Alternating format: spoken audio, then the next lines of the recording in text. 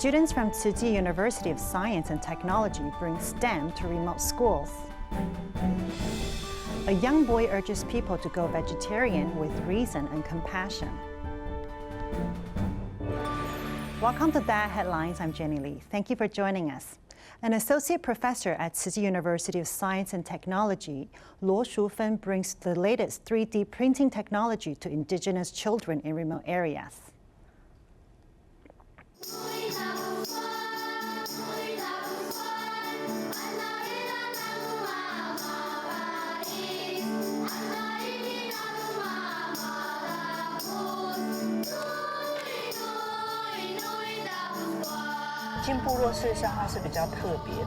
Entering the tribe is actually quite a special thing because we're at Tzu, which is a Buddhist school. Those in the tribe want to ask if we have any special religious education purpose when we come. After people get along with people are sincere, and when we first accompany them and then see if the people in the tribe understand.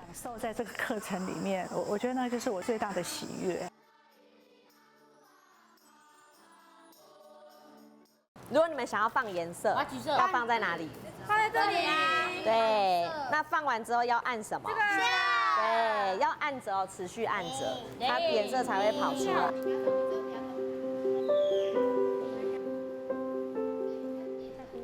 There are a lot of elementary schools in the city that are already doing 3D printing. However, the children of this tribe have no chance to encounter this. If we can use some projects and some funding to address this issue today, then the students of the tribe can learn this.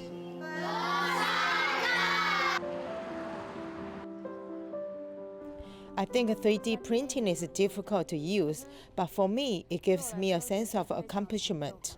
You have to think carefully about this because today we're using 48 mm. So when you print today, it might be 0.2 centimeter thick. Will this cover be too thin for the area?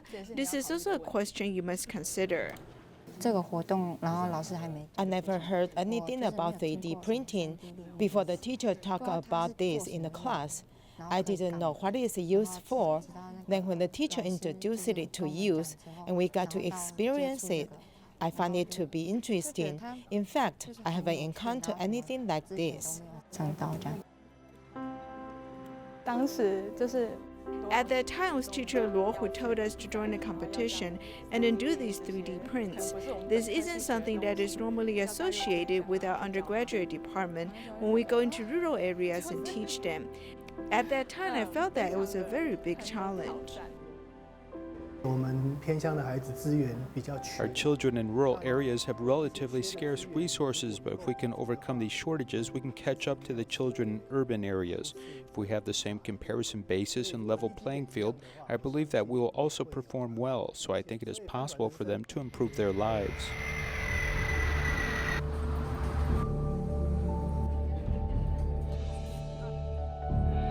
I'm going to introduce you to a special product. Reduce body weight. Do you want to try it? It's Taiwan iron jelly.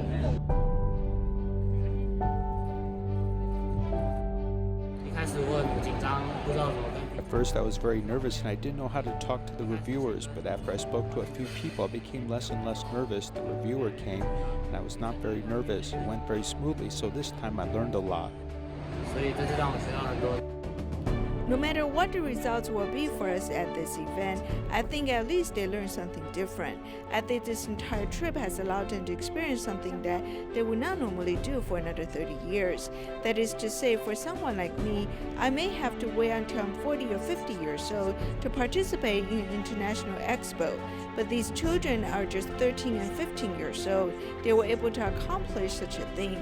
I think that the entire axis of their entire lives has been changed by us, as now they will know what the world is so big.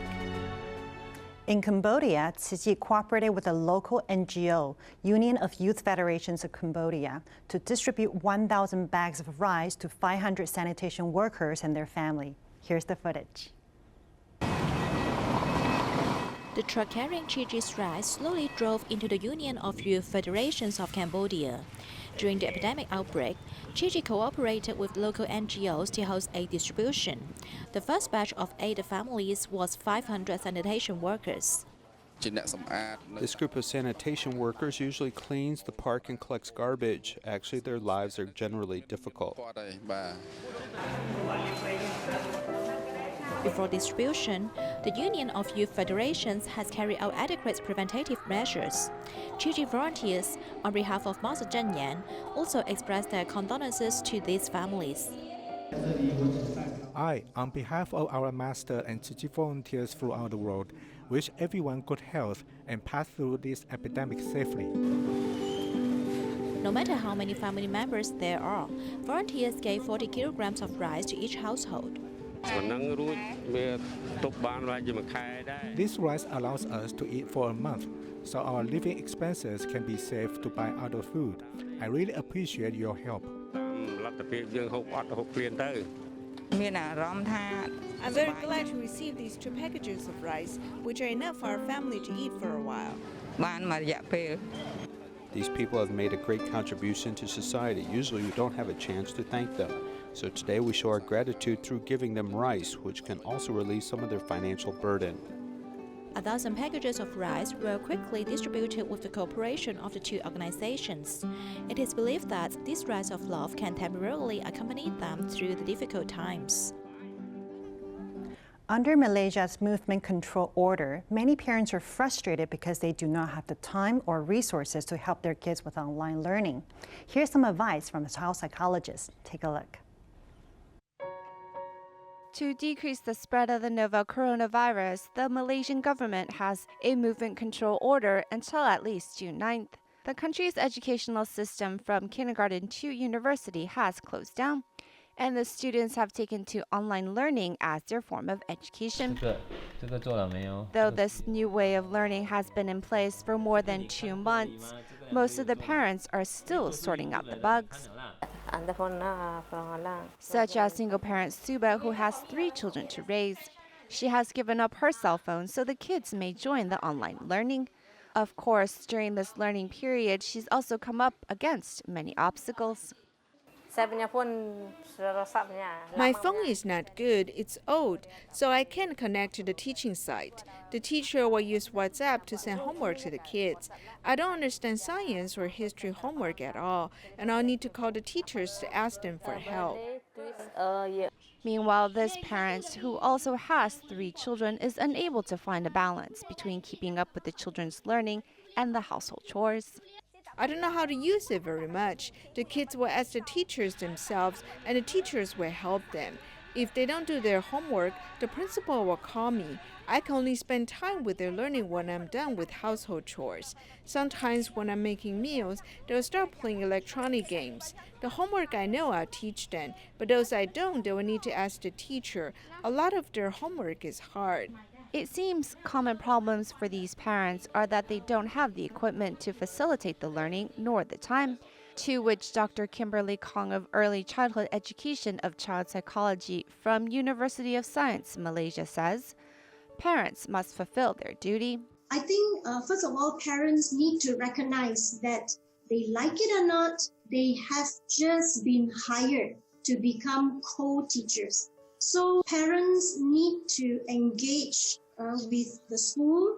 They need to complement and supplement the learning. Keep in communication with your teachers. The other way is you need to network with other parents as well to find out what are the resources that they can all leverage upon. As educators themselves, these parents feel differently about the way they educate their children. Some lessons which are not found in textbooks are difficult. We have met some which are tough, but it's okay. The tough questions, we can learn about them together. I have some reference guides. We can look up the answers. The research we learn, the time we spend on it, it becomes our knowledge to keep. So no matter how difficult the journey is, when you can stand independently, you can do anything.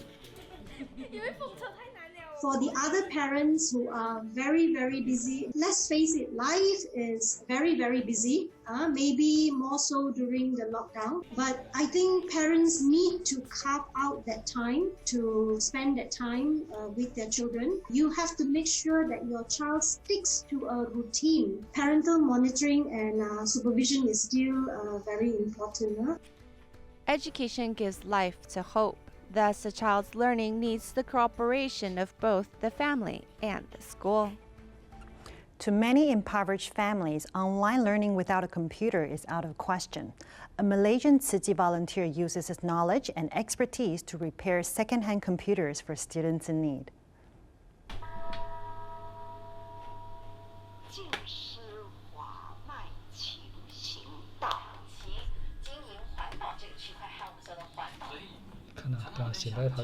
It seems hard to dismantle because this is from a big brand. The more famous the brand, the harder it is to dismantle. These were all computers given to the recycling station. We will check if there is still a chance to repair it. Most importantly is to check the motherboard to see if we can turn it on or not. If it's still functioning, then we will find ways to fix it. Recycling volunteer Su Ikwan is currently working from home due to the movement restriction order. Though he's unable to serve at the recycling station now, he has focused on repairing used computers. When doing recycling, we talk about 5R. One of the R means repair. Hence, if we can repair anything, we will do our best to fix it. I'm an engineer myself. I normally install and replace things myself if it's broken. Of course, computers of different brands have different installation methods, but I can learn from YouTube to see how others do it and learn from them.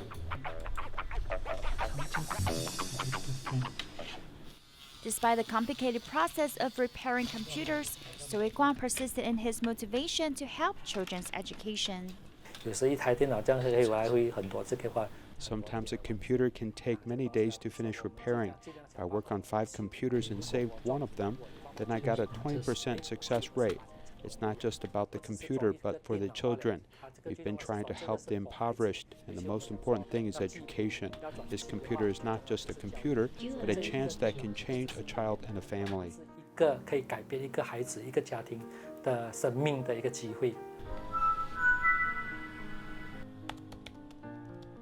Schools were forced to shut down due to the pandemic. Online classes have become the teachers' and students' platform to ensure students' learning. Tzu Chi volunteers started to deliver second-hand computers to ensure that care recipient children's education won't be affected.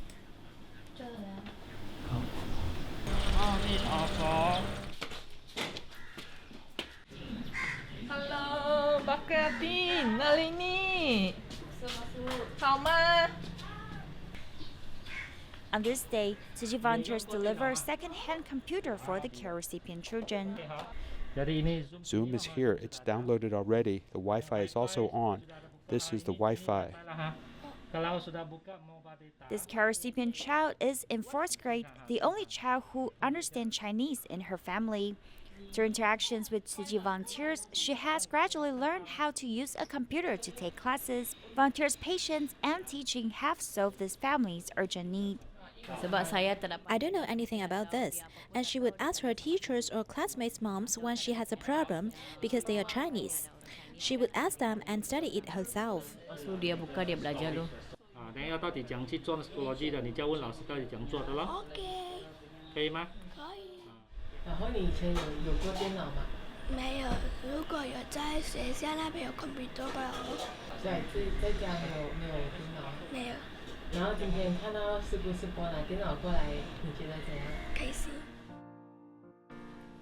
Volunteers fix used computers to extend their value, and this great love has brought hope for these children, allowing them to change their fate with knowledge.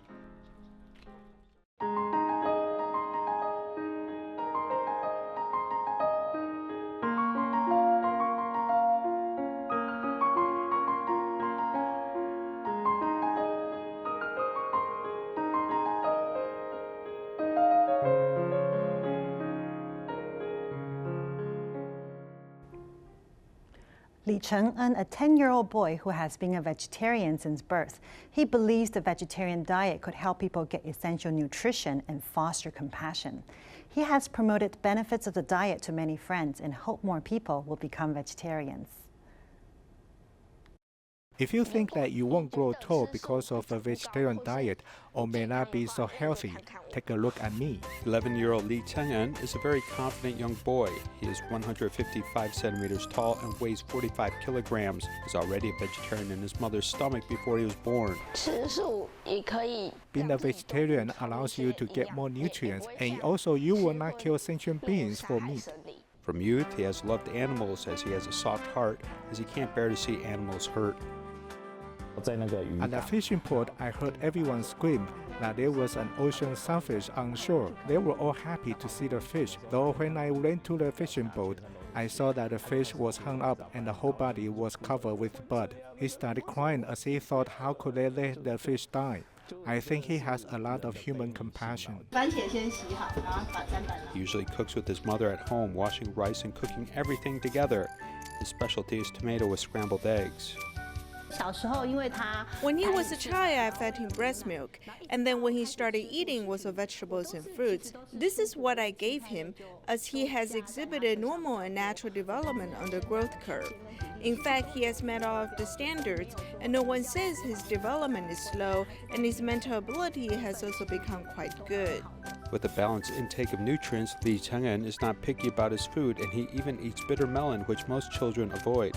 The whole family is vegetarian. Knowing that a good environment is important, he started promoting vegetarian food seriously. I will first take him to a vegetarian restaurant that I find very tasty. I will let him taste it. If he still doesn't like it, I will ask him to think about the fact that the vegetarian diet can save a lot of animals and forests. Dharma Master Zhen Yan said that as long as we keep fewer livestock animals, they won't have to cut down the forest to grow feed for the animals.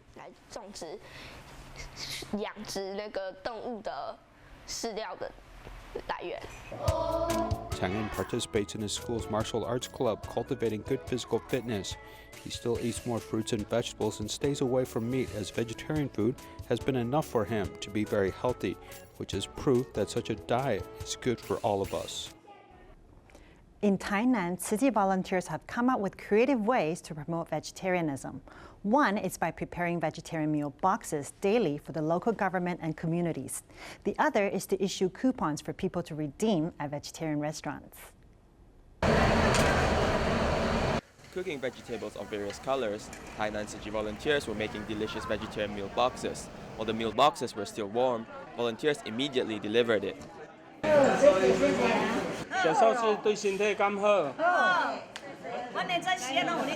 elders in the care center are all happy. The chairman of the local community development association is also a vegetarian and has been spreading awareness to adopt a vegetarian diet all along. I hope that everyone can adopt a vegetarian diet, hoping that the pandemic can end soon.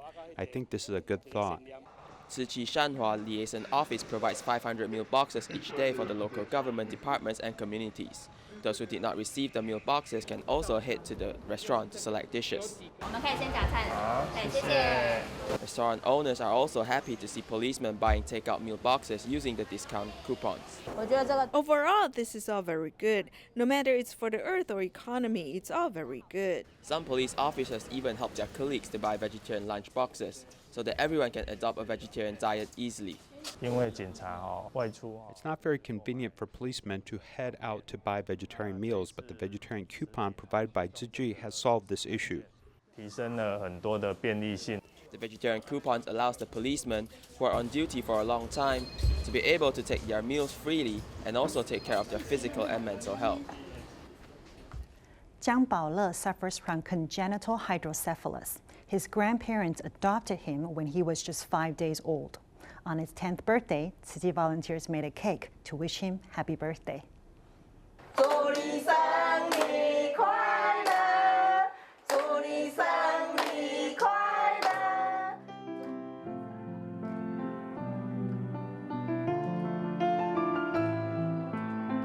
It is Jiang Baole's 10th birthday celebration, and with his grandparents and the Tzu Chi volunteers' cheers, he can hardly hide his happiness.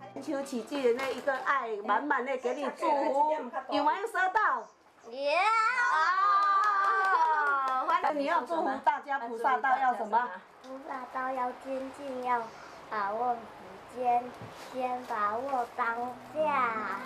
哇，这是你的礼物。 With his hydrocephalus condition, he was abandoned by his mother upon birth. However, Huang Lifan and her husband adopted him from the orphanage and cares for him like their own. People often think we have a difficult time caring for Bao Le, but actually he's our blessing. If it was just two of us, we would have found life to be boring with one another. With Bao Le here, he just simply makes us laugh and it makes lives more interesting.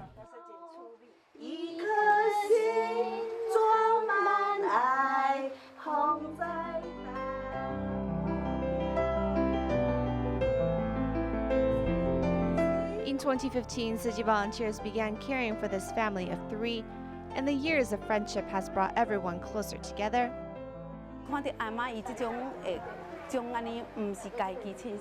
It's moving to see the senior take care of him like her own grandchild. We are here to learn from her, so that's why we have continued our care. Now it's like we are family.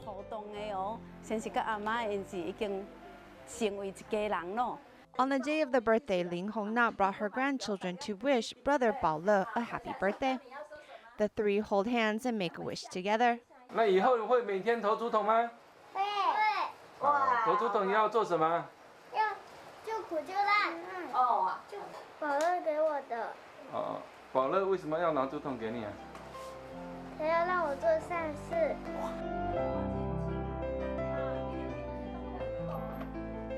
Though he has been plagued with sickness all his life, 10-year-old Bao Le looks at life in a positive way and helps to teach those around him wisdom they can't gain elsewhere. After nearly 30 years of recycling, 87-year-old Hong Wang Suhua is still in good health. As one of the many senior recycling volunteers, she is contributing in action and in spirit. Let's see the story. Every morning before her son goes to work, Hong Wang Suhua gets driven to the local recycling station. You haven't gone out for exercise for a while now. You didn't go out for a walk. I didn't leave the day before yesterday. The 10-minute drive is a time for an intimate conversation between the mother and son. She was unable to do environmental protection in the past few years. After the surgery, she spent some time at home. She was bored every day, sitting there watching TV and falling asleep. There's nothing for her to do. Here, at least there's still something to keep her busy. Upon returning to the recycling station, she seems quite energetic. At 87 years old, her husband died prematurely, leaving her to run the business and raise 4 children.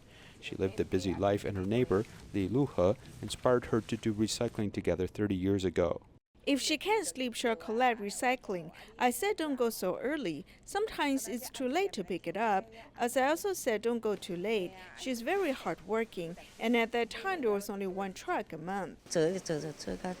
I've done it all the way to now. You can see my hand is deformed, but it doesn't matter.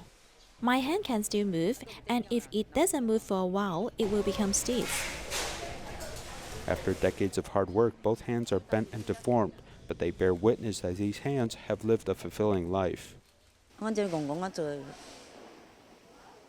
didn't know much when working, but I have received so much. Yes, I have been lucky.